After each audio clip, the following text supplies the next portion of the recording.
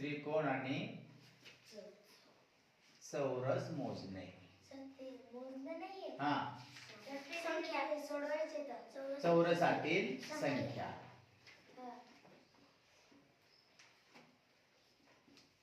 चौरसातील संख्या इकडं. आता ह्यात काय बघा, जसं आपण अगोदरचे निकष पाहिले. कोणते निकष? तुम्हाला मूळ संख्या, संख्या म्हणजे 13 संख्या मी ज्या शिकवल्या त्या 13 संख्या आणि कसोट्या या दोनही गोष्टी माहित पाहिजे. कारण तुम्हाला कोणत्या संख्येनं कोणत्या संख्येला भाग जातो हे जर पाहायचं असेल तर तुम्हाला कसोट्याचा वापर करावा लागेल. आणि त्या चौरसात दिलेल्या, त्रिकोणात दिलेल्या, वर्तुळात दिलेल्या कोणत्या आकृत्या आहेत हे जर शोधायचं असेल तरी यांचा उपयोग करावा लागतो. यांचा उपयोग करूनच आपल्याला पुढची उत्तरे काढावी लागत असतात. बघा याच्यातले काही उदाहरण देऊ आपण.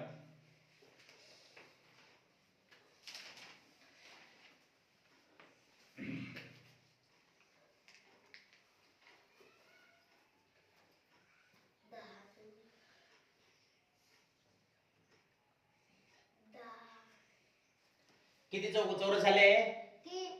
चौरस 9. बरोबर आहे, छोटे 9. आता 9 संख्या ह्याच्यात. इथं 20, प्रश्नार्थ चिन्ह 35.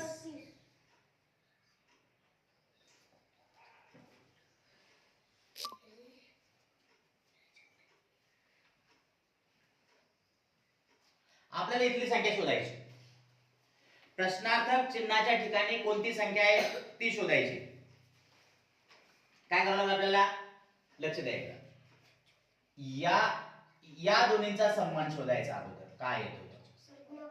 गुणाकाराचा. म्हणजे 5 गुणिले 4 बरोबर किती? 20. म्हणजे खालच्या दोन संख्यांचा गुणाकार वरची संख्या आली.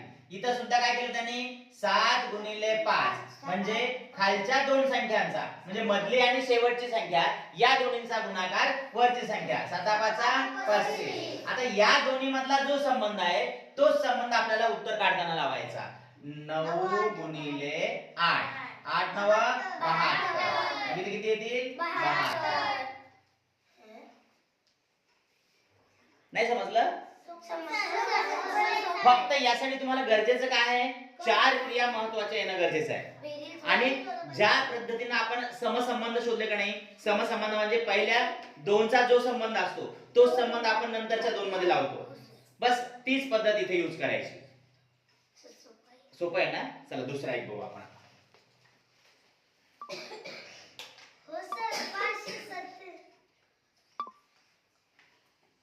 काय म्हणलं चुकू? 597 तुझं? बर.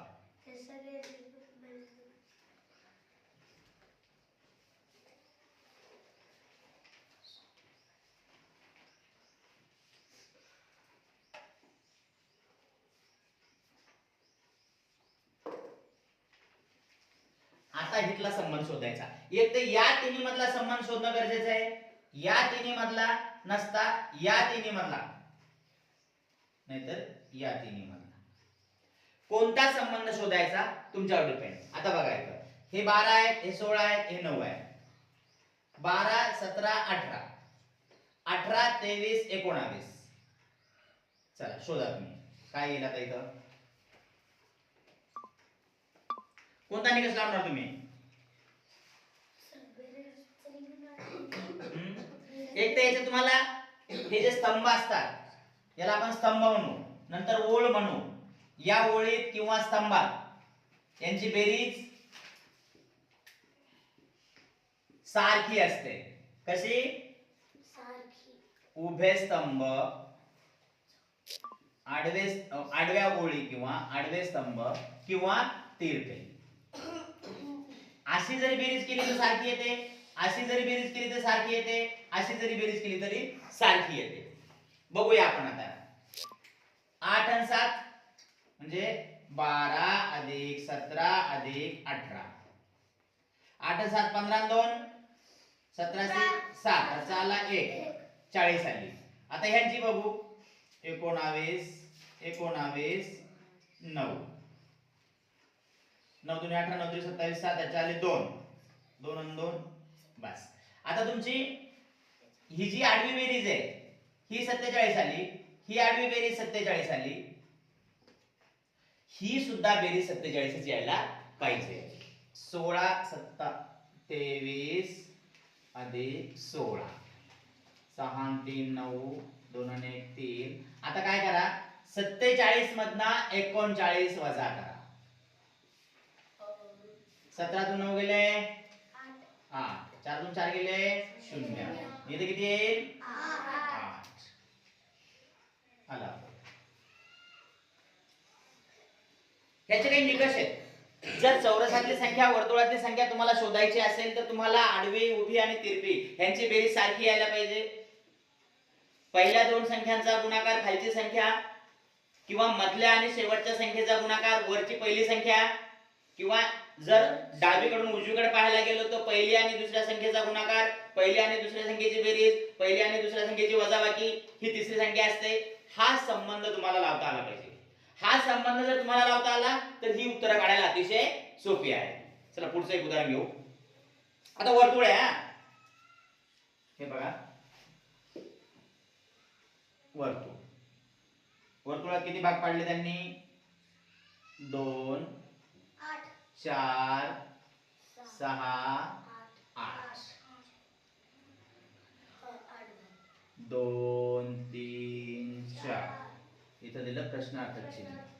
पुन्हा इथं 4 9 16 1. आता इथं संबंध लावता येतो आपल्याला. हा सांग बाळा. 4 चौक 16. हा हा 3 त्रिक 9. हा 2 दोन्ही 4. हा मग त्याची बनायची नाही का? हा वर्ग संख्या. Very good very good. 1 चा वर्ग 1. पहा इथे एक उत्तर काढण्यासाठी यांनी काय केलं, यांचा संबंध लावला. 2 दोन्ही 4 म्हणजे 2 चा वर्ग 4, 3 चा वर्ग 9, 4 चा वर्ग 16. मग आता हे इथे 1 येणार, 1 चा वर्ग किती राहील 1. किंवा जर इथं 25 दिला असतं तर इथे किती आलं असतं 5, कारण 5 चा वर्ग 25 असतो. 5 चा 5 25 शोधता येईल नाही. चला दुसरा एक वर्तुळ बघू आपण आता. बऱ्याचशा गोष्टी तुम्हाला येतात, फक्त त्याचा वापर करता आला पाहिजे तुम्हाला. 1 4 6 8. आता ही नंबरिंग कशी केली ते लक्षात ठेवायचं.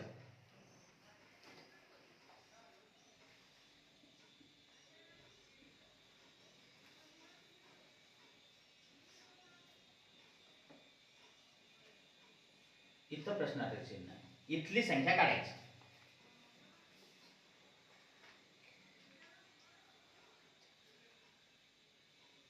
काय संबंध लावसाल बघा आता. 2 7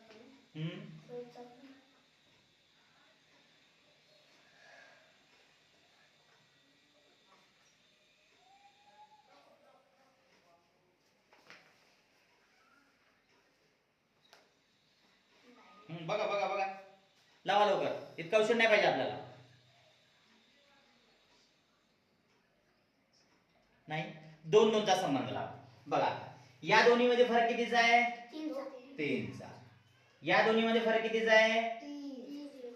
मग या दोन्ही मध्ये फरक कितीचा आहे सध्या 2 चा. हा संबंध इकडे लावा. या दोन्ही मध्ये फरक कितीचा असायला पाहिजे 2 चा.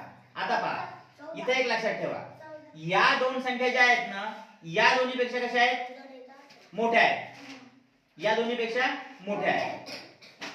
या दोन संख्या इथली लहान आहे इथली मोठी आहे, मग याच्यापेक्षा ही लहान असायला पाहिजे. 2 च्या फरकाने उत्तर किती येईल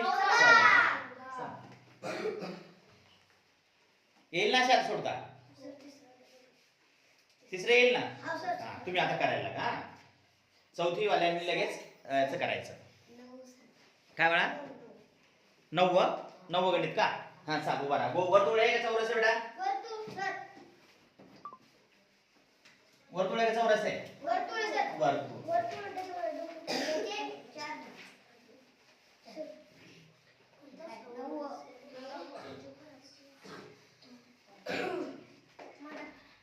सांग बेटा. वर्तुळ काढायचे 4 भाग. 4 भाग. 27 नाही मधातला